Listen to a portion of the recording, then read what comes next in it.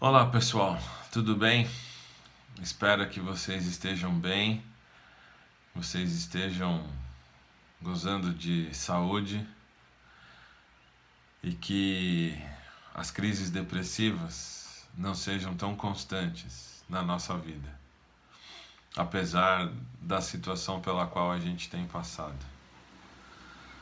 Hoje nós vamos dar continuidade à análise do livro A Depressão de Spurgeon, escrito pelo pastor Zach Eswine. E hoje a gente começa uma segunda etapa do livro.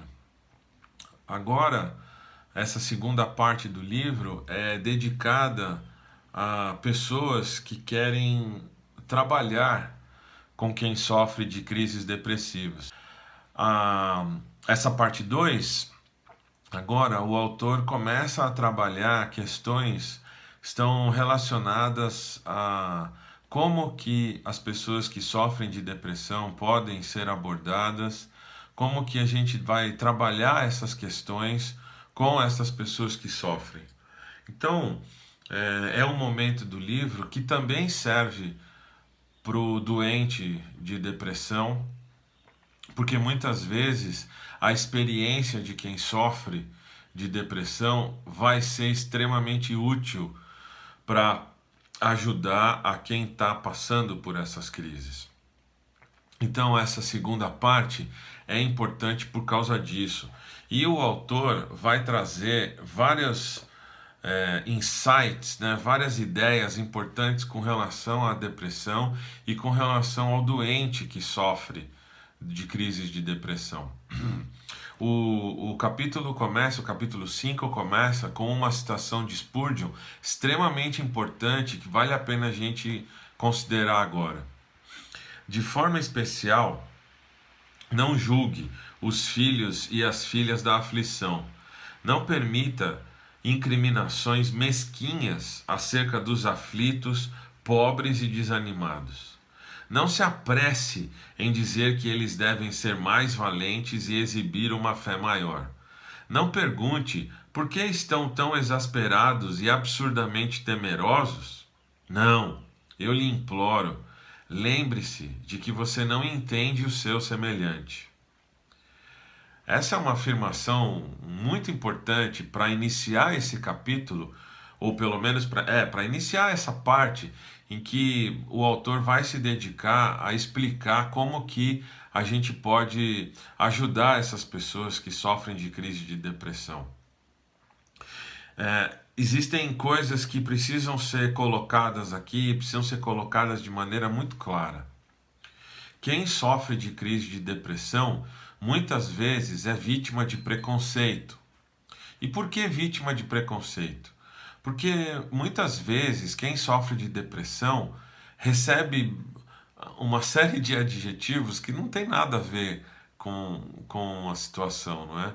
Então, muitas vezes a pessoa deprimida ou a pessoa depressiva é chamada de preguiçosa, de a pessoa acomodada, e eventualmente existe uma certa apatia, lógico, mas essas não são características da pessoa em si. Claro que as pessoas podem ser preguiçosas, né? Podem não gostar de fazer as coisas, mas no caso de quem sofre de depressão, por exemplo, a preguiça é um sintoma da depressão. Se a gente levar em consideração o exemplo de Spurgeon, Spurgeon era um pregador muito ativo. Ele pregava 20 vezes por semana. Além de um monte de pregações que ele fazia durante a semana, ele cuidava de orfanato, ele cuidava da escola de pastores, ele escrevia para periódicos, ele cuidava da sua casa e dos seus filhos, porque a sua esposa Susana, depois que deu à luz, ela ficou muito debilitada na saúde e não podia dedicar muito tempo aos filhos e à casa. Spurgeon tinha uma série de reuniões com várias pessoas durante a semana. A igreja dele tinha 10 mil membros. Então, Spurgeon não era uma pessoa preguiçosa, pelo contrário, ele era muito ativo, mas mesmo assim ele sofria terrivelmente de depressão.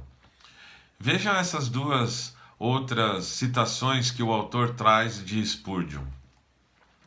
Há um limite para o poder humano. Somente Deus pode remover o ferro quando ele penetra nossa alma. Essa é uma informação importante de Spurgeon, porque Spurgeon, como pastor que era, ele era muito solicitado a tratar dessas questões com os membros da igreja dele. E ele vai dizer justamente que as crises pelas quais ele passava, Deus as utilizava como um instrumento de bênção para outras pessoas. Então, quando ele diz que somente Deus pode tirar essa depressão da pessoa, ele não está falando que Deus não vai tirar essas crises independente da atuação dos membros da igreja local. Nós somos instrumentos de Deus para Deus abençoar essas pessoas em crise.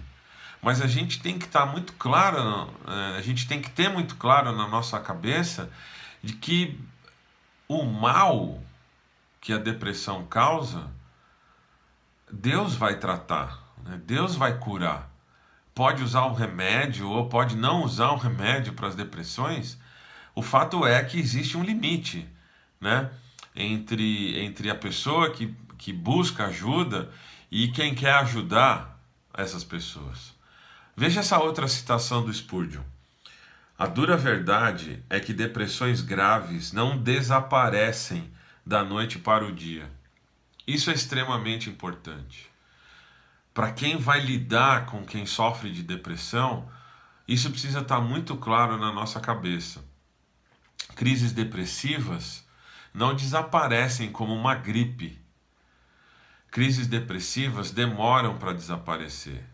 Precisa de tratamento, precisa de paciência, precisa de cuidado, precisa de proteção, precisa de uma série de coisas para a pessoa depressiva poder sair dessa situação.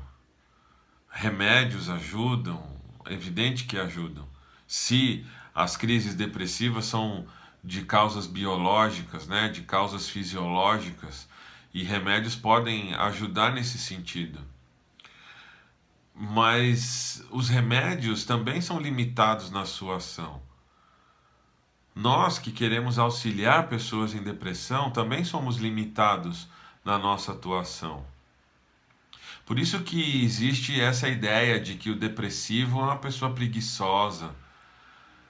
Pode existir uma lentidão na pessoa, mas não significa que a pessoa não esteja se esforçando para sair dessa situação. E muitas vezes quem está de fora não consegue perceber e entender o ritmo da pessoa que sofre de depressão.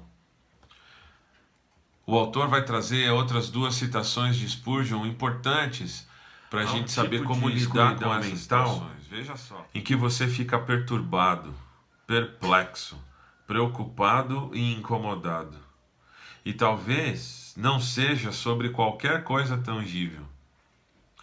Esse é um aspecto bastante importante do doente depressivo.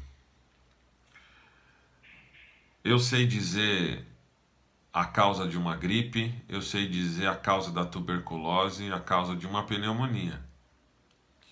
Mas muitas vezes o depressivo não sabe dizer qual é a causa da sua depressão. Essa agonia da alma, essa perturbação da mente, nem sempre tem uma causa pontual, palpável, definida. Eu me lembro que quando eu comecei a ter as minhas crises de depressão, eu consigo identificar em que momento da minha vida essas crises começaram, essas crises passaram a existir. Eu tinha até então eventos muito pontuais de depressão, mas num determinado momento essas crises passaram a ser um pouco mais constantes. E no meu caso, eu sei a causa dessas crises. Spurgeon também sabia as causas da depressão dele, mas nem sempre o doente que sofre de depressão sabe o motivo das suas crises. Você dificilmente pode dizer por que está tão depressivo. Se pudesse dar uma razão para o seu desânimo, mais facilmente poderia superá-lo. Esse é um ponto importante. Se a pessoa não sabe identificar a causa da sua depressão, vai ser mais difícil para essa pessoa descobrir a cura. Esse é um ponto extremamente importante, porque mormente o depressivo não sabe dizer a causa da sua depressão. Essa causa é oculta. Essa causa não tem uma identificação, não tem RG, não tem CPF essa causa. Em muitos casos, quando a causa não é identificada de uma maneira muito simples, essa causa pode ser biológica, pode ser uma causa fisiológica. Mas mesmo que essas causas tenham algum momento, o doente depressivo não consegue identificar com facilidade. E por causa disso, quando a gente quer lidar com essas questões com quem sofre, vai faltar palavras. Vai faltar palavras para ele expressar como que ele está em depressão, e vai faltar palavras para quem quer ajudar essas pessoas em crise de depressão. Esse limite que a melancolia impõe às pessoas, isso é assustador. Porque além da pessoa sofrer de depressão, a pessoa pode eventualmente sofrer porque não sabe identificar a causa da depressão. E isso paralisa, isso monopoliza a atividade mental dessa pessoa de tal maneira que ela não sabe explicar. E se a gente vai querer ajudar essas pessoas e tenta forçar uma explicação para isso, isso vai angustiá-las ainda mais. Portanto, o tratamento que as pessoas que sofrem de crise de depressão precisam ter, esse tratamento é absolutamente personalizado. Do ponto de vista bioquímico, o remédio que pode ser útil para mim não necessariamente pode ser útil para você. Os nossos corpos vão reagir de maneiras diferentes a essa química que vai entrar no nosso corpo.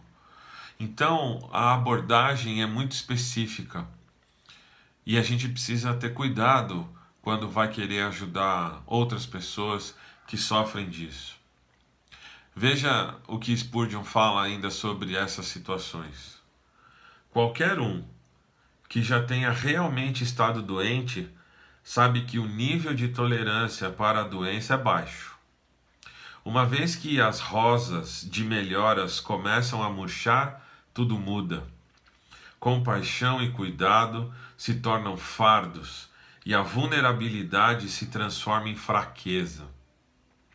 Se a doença é algo tão nebuloso quanto a depressão, as pessoas começam a tratá-la como uma falha de caráter. Você é preguiçoso, incapaz, egoísta, autocentrado. Às vezes quem sofre de depressão tem que lidar com o preconceito das pessoas. Toda a sintomatologia da depressão pode levar as pessoas a pensar isso. Eu imagino, eu já pensei isso de quem sofre de depressão, até passar pelos mesmos problemas.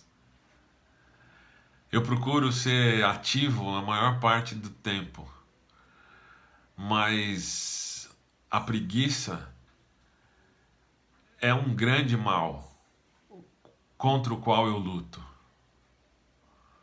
Talvez você esteja passando por essa situação também de preguiça, de apatia, de desânimo, de falta de vontade de fazer as coisas que você mais gosta. Sabe, esse monte de livros que você está vendo aí atrás de mim, tem dias que eu olho para eles e parece uma parede em branco. Sabe aquelas atividades que você mais gosta de fazer? Aquilo que te dá mais prazer? Quando a gente está em depressão, isso se torna um peso tão grande na nossa vida e a gente não tem vontade de fazer essas coisas. E a gente pode ajudar outras pessoas que passam por essa crise. Spurgeon sabia muito bem o que ele estava falando. Ele era um pastor extremamente ativo, mas sofria de uma melancolia na alma muito profunda. Eu espero que a reflexão desse capítulo 5, a leitura desse capítulo 5, traga luz para você entender melhor as tuas crises de depressão. Que Deus possa abrir os teus olhos para entender as causas e as consequências da depressão na sua vida. Que Deus coloque no seu caminho pessoas que possam te ajudar. Deus te abençoe e até o próximo vídeo.